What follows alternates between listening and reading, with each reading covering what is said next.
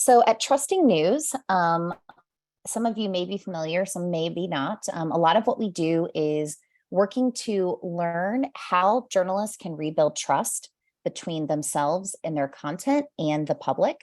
And we do that by kind of this cycle of experimenting, learning from those experiments, and training journalists on those experiments. And so a lot of that involves transparency. It also involves engagement. And today we're going to talk about some elements of all of that. And so before we get started, a good thing to think about is just the landscape of trust in the US. And these are just two kind of data points about what we know about the levels of trust between the public and journalists in the US. There's a lot more, and we have other data if you are interested in it. But just generally, we know that trust in the media has been declining for decades. It hit its lowest point in 2016. It has since rebounded some. It's also important to know that on that spectrum, when people say or they're asked if they trust in news or trust in journalism or trust in media, that level or likelihood of them trusting in news depends on a lot of different things.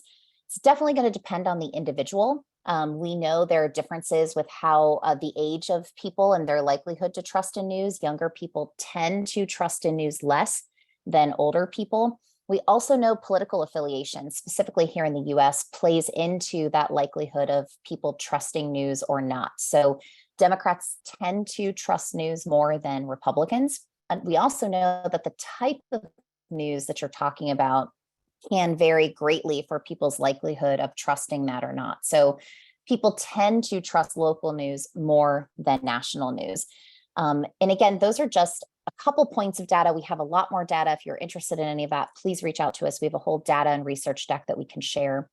Specifically, when we talk about what we're going to talk about today, which is the importance of sharing more information about who you are as journalists, some of why that is so important is because of things like this stat here. This is from the Edelman Trust Barometer in 2021, and they found that half of Americans think journalists intentionally mislead people. And I know any journalist I have ever worked with, any newsroom I've worked with, that is definitely not the case. And I think probably because all of you are here, you probably would say, absolutely not. We try to do the complete opposite. We are not trying to mislead people. And so that is why talking about who you are, what your intentions are, can be so important, because we can explain what those intentions are before people make this assumption, which half of Americans, according to the survey, make, which is that journalists intentionally mislead people. The other thing that's important here, and we're talking about why it's important to talk about who you are and share information about who you are, is just to really think about how you trust people and why you trust people. A lot of times, if you were to name the people that you trust, they're probably people who you know personally, or you've at least had some kind of relationship with. Well, the same is true for journalism. And so when we think about like, why is trust in journalism low? And then we look at this stat from the Pew Research Center, we can see, well, there's kind of this correlation. When people were asked if they've ever spoken with a local journalist, only 21% of those people surveyed said that they have ever spoken with or been interviewed by a local journalist. What's really alarming, and that's something that we should keep in mind, is that percentage in the likelihood of someone having spoken to a journalist or be interviewed by a journalist goes down the less white they are, the younger they are, the less educated they are, and the less money they make. And so what that kind of shows us is that 21% really makes up a group of people that is more wealthy, more white, more educated, and older probably than a lot of your communities. And so as we're thinking about trust and building these relationships, we do have to think about, who are we reaching? How are we making ourselves accessible? And we're hoping today to share some tips on how to do that with you.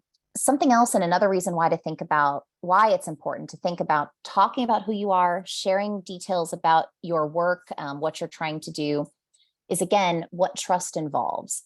We know that trust is something that, again, if you know someone, you've had a relationship with them, you've communicated with them, probably more likely to maybe trust them, depending on how that interaction went. But also we know that trust involves both head and heart. And so what that means is, there's going to be some times where people might just be watching maybe a reporter on television, or they follow them on on Instagram, and they just have this affinity, this kind of like they like them, right? They like what they're saying. They feel like maybe they relate to them. And that's kind of that heart part of what of an element of what trust can involve. That's something that for some journalists can be a little more difficult, right? Because we are told so often to leave ourselves out of the story, to not maybe show some personality, right? It's about the facts, it's about what we're covering. But when we're talking about trust, we sometimes need to show that we are human. We need to have that humility, make sure they know that we live in their communities. The head part of this is a little more easier for journalists. This is kind of the part where, you show up and you're accurate all the time. You always cover the breaking news and get things right, right? We know how to do that. But today we're going to talk about how you can focus on connecting with people through that heart, which is an element of what trust involves. And so why does all of this matter, and why are we trying to build trust? And the key thing for us here at Trusting News is that if people don't trust solid reporting, the reporting that I'm assuming all of you are doing, that's responsible, that's accurate, that's ethical, they're not going to consume the content. And if they don't consume the content, where are they going for information? Because they are going to get information. I think that's something that we need to think about. They're going to get it somewhere, whether that's talking to people at work, talking to friends at a kid's soccer game, and whether that's social media, YouTube, they're going to get it somewhere. So then the question is that information reliable, ethical, and responsible? Some of it may be, but some of it also might not be. And what does that mean for us and for a society? And that's where we want to try to help all of you who are responsible journalists, who are producing accurate, ethical content, connect with your communities so they can have that kind of information to act on, to help their families, and to learn from. And so at Trusting News, this process, as I mentioned in the beginning, involves a lot of transparency. It also involves engagement and responsiveness. It's going to involve some humility. It's going to involve articulating a counter narrative and doing all of these things, being transparent, engaging, being humble when you have people's attention. So this is going to happen on something like an about page, maybe in a staff bio, but it's also should be happening within daily stories and within daily content. And so today, when we're talking about explaining who you are and being open to sharing some of what your past experience is or what your goals are, we're going to be focusing more on that engagement element, how to be humble, show some humility, and talking about your values as a journalist, but also maybe, I'm sure they probably can be combined with the values of your own news organization. And so how are we going to do this? Well, remember, in order to do this and why we're doing this is, again, to kind of capitalize on that element of trust related to the heart part. This is where this comes in. You're trying to connect with people, show them you're a real person. And so to do this, you're going to tell your own story as a journalist. What are you trying to achieve? Why should people contact you? Like, why do you want people to contact you? Yes, obviously, you're probably looking for story ideas, but also it's beyond that, right? You want to hear what's happening to them. What are they misunderstanding? What do they want to know more about? Also, it's important to talk about how you approach stories and why do you, what's your experience related to covering this topic? And how we look at this at Trusting News is, if you don't do this and you don't describe these things and you don't describe what sets you apart, kind of makes you special, makes you an expert, makes you someone they should trust, no one else can do this. We have to do this as newsrooms and as individual journalists. And so when we think about how you're going to do this, sometimes this might pop up in like staff bios, right? This is kind of an easy way that you could do this. Everyone probably has a bio, maybe on your own website, on your social profiles, or on newsroom pages. And the basic things that you can share that are good to share, things about what's your role in the newsroom. Explain what that means. Some of us may have titles that are basic, reporter, producer. Maybe those are things people understand. But maybe you have one that's kind of a little more complicated or has a little more couple titles combined. Well, explain what that means in non-journalism jargon, not including insider newsroom language, so people know, oh, okay, she's gathering facts, she's fact checking. He is working on going to get public documents or monitoring community channels to see what the big stories are. Be willing to talk about that and explain what that duty is within the newsroom. A couple other basic things that you can share about yourself that we know can help build trust is a photo and a way to contact you directly.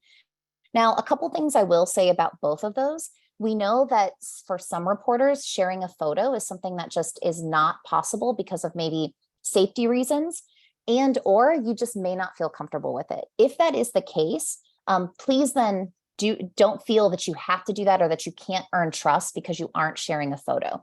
We do want to make sure that you also are thinking about your safety as well. And the same goes for the contact information.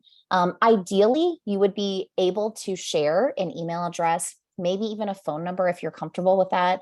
If it's something that you're not comfortable with or that you've been receiving harassment over or there are safety concerns, is there another newsroom contact that you can share, whether that's an email address, a form, or a phone number? Another good thing to include when you're talking about who you are is any connection you have to the local community you're currently serving. Did you grow up in the area? Did you go to school there? Did you have family from there? Have you previously worked there? Or have you lived somewhere similarly? That kind of thing can really help. And then obviously sharing anything that kind of gives you credibility about your previous work or education experience. So those are the basics. And you're probably like, okay, those are easy things to include. Where it gets maybe a little trickier for journalists is, okay, what else should I be sharing without maybe letting people know too much about my personal life, right? And this is a very fine line and something that I think each of us as journalists has to decide, what am I willing to share? What am I not?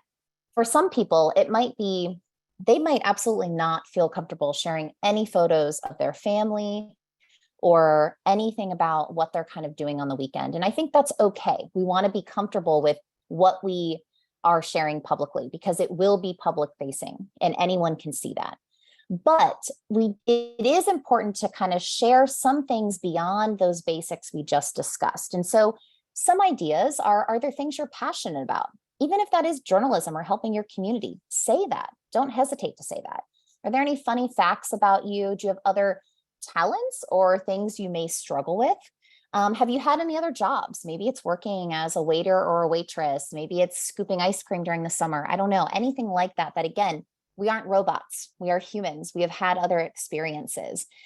Is there anything about your family that you want to share? Maybe past or present, a connection to the community from a great grandparent or someone who has immigrated to the US, or I don't know, anything like that that you'd want to share that can create that connection with other people in the community. So if you're willing to talk about your hobbies, do you like hiking? Are you training for a marathon? I mean, there are all sorts of things that you could share that I think aren't going to cross that line of sharing too much, but someone may see that and be like, wow, that's really cool. And again, we're going for that heart's part of the trust, right? Because sometimes that is a reason why people will trust you. Also, talking about other organizations you're in. Maybe that's a church, maybe that's a mentoring program you do. Are you involved at the YMCA? Anything like that that you're comfortable sharing can be good things to include when you're talking about yourself, whether this is in staff bios, but I have other examples as well. And so I know, as I mentioned, when we go beyond those basics, there definitely are ethical concerns involved and things that should be discussed and taken into consideration about what you are sharing. And the first thing is, privacy. You definitely only want to share things that you are very comfortable with being in the public eye, because once they are there, they are there. And also you have family, you have friends to think about.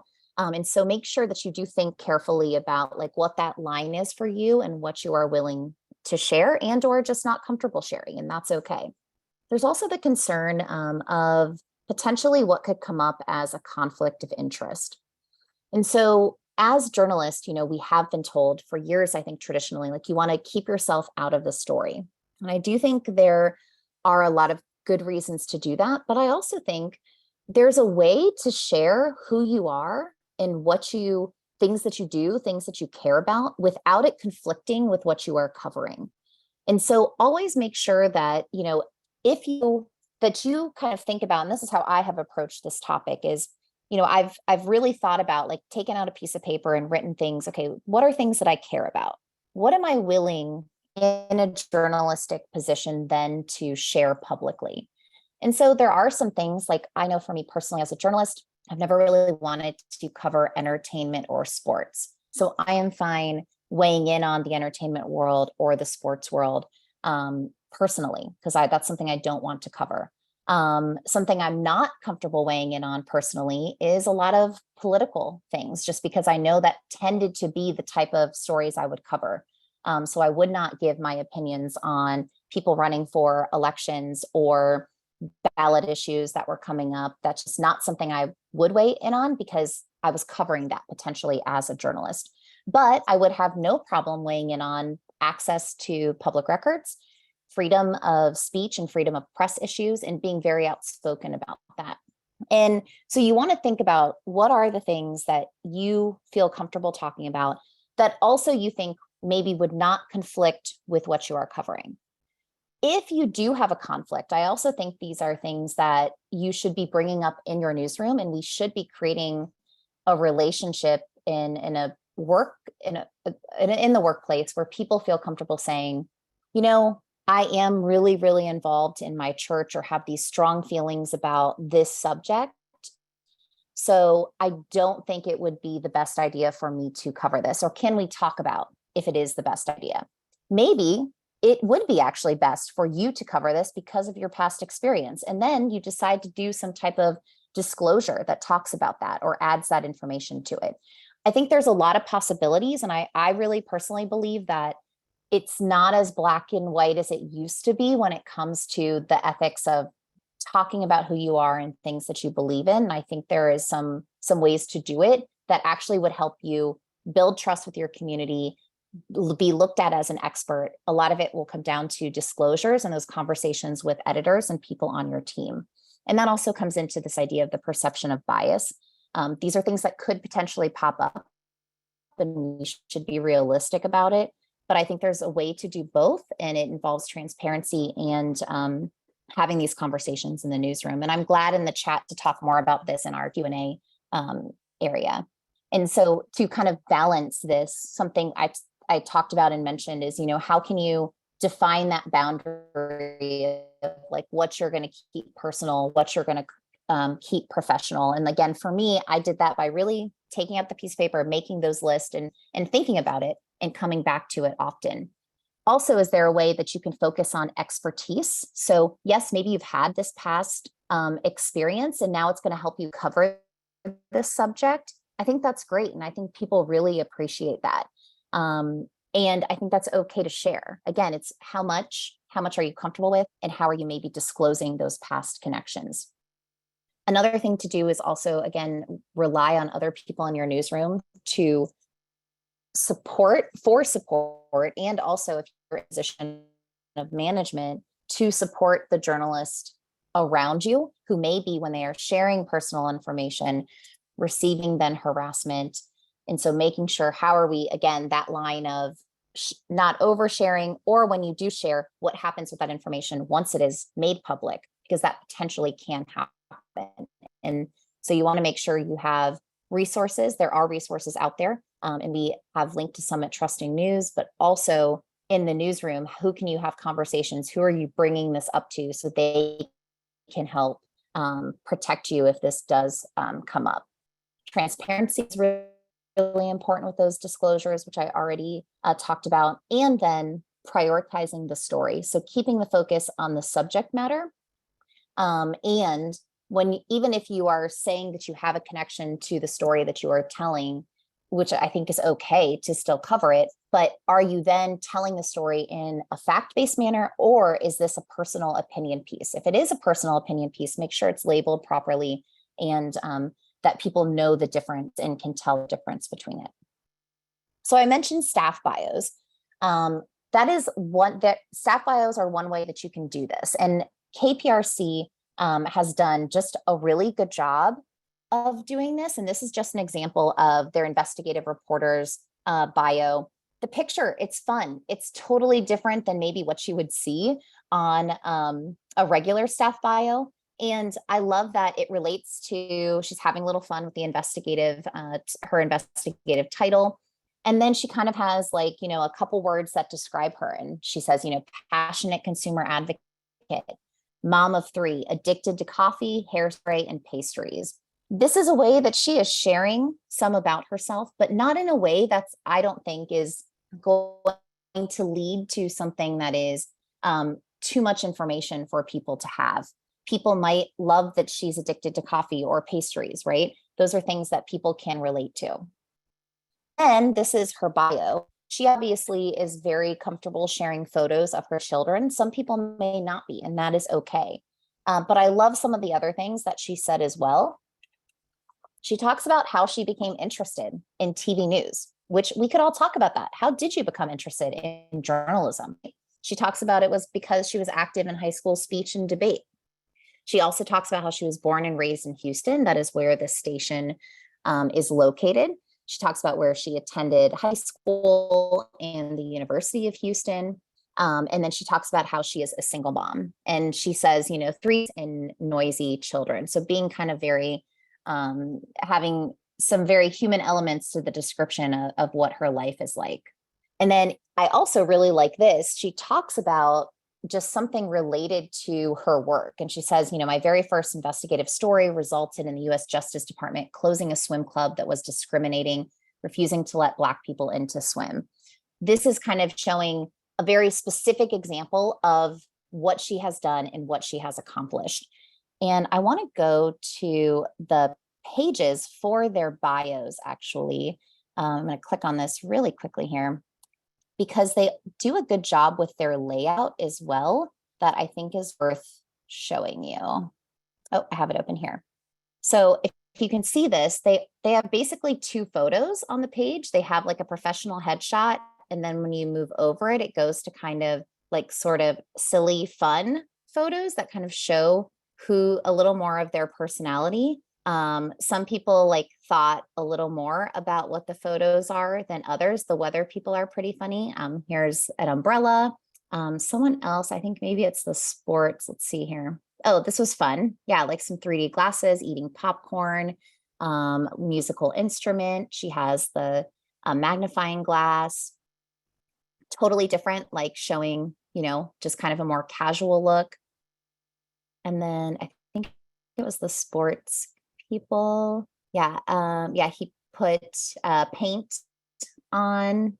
So these were a little fun as well. Some more glasses. So just a way, again, to show a little personality and showing that that is actually okay to do.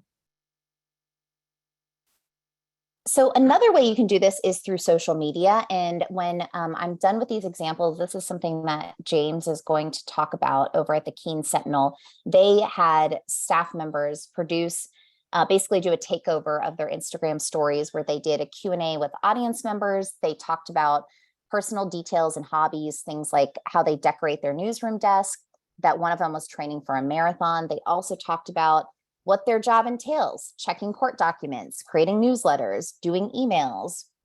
And this is one example from one of the photojournalists, Hannah Schroeder's, that she talked about what are some things she thinks about when she's making an image or a series of images. And then they made this, this public. And so a couple things to keep in mind with social media. Remember, even if a profile is private or you're posting anonymously or using a different name, people may still connect what is posted or said back to you. So you want to always be aware of that. You want to always make sure that you have a firm understanding of what social media and online policies you are expected to abide by, maybe according to contracts you've signed, policies your company has. If you have questions, definitely ask about it. Also, remember, if you're sharing your opinions publicly about anything or have previously, they potentially may be found, even again, if it's under an anonymous account, or you're sharing them just to your friends on Facebook. So you just want to make sure that you're aware of that possibility. And if you think something might be problematic, I would definitely bring it to people's attention first to have a conversation, because it's better for them to find out from you than someone else. And again, these are just some kind of best practices, which I'd love to hear if anyone else has any as we go into the Q&A.